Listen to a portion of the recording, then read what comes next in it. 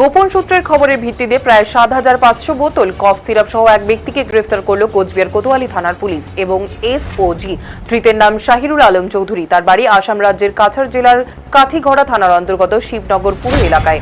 একটি ৬ চাকার কন্টেইনার ট্রাকে গোপনে পাচারের উদ্দেশ্যে এই সামগ্রী নিয়ে যাওয়া হচ্ছিল। এই ঘটনায় এনডিপিএস আইনের অধীনে একটি সুনির্দিষ্ট মামলা দায়ের করা হয় এবং পরবর্তী তদন্ত চলছে।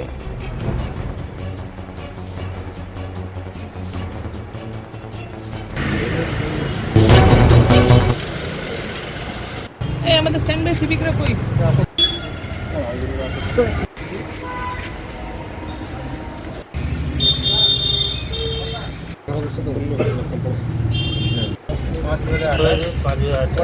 সিক্স ইন্টু 25 ইন্টু 100 দেওয়া যাচ্ছে।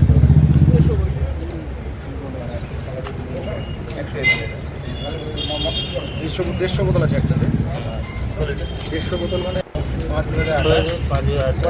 6 ইন্টু 25 ইন্টু 100 দেওয়া যাচ্ছে।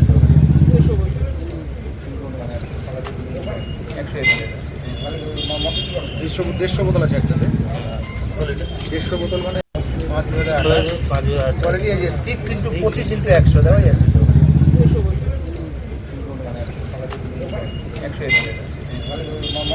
150 বোতল আছে একসাথে।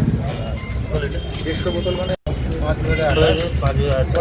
6 ইন্টু 25 ইন্টু 100 দেওয়া যাচ্ছে।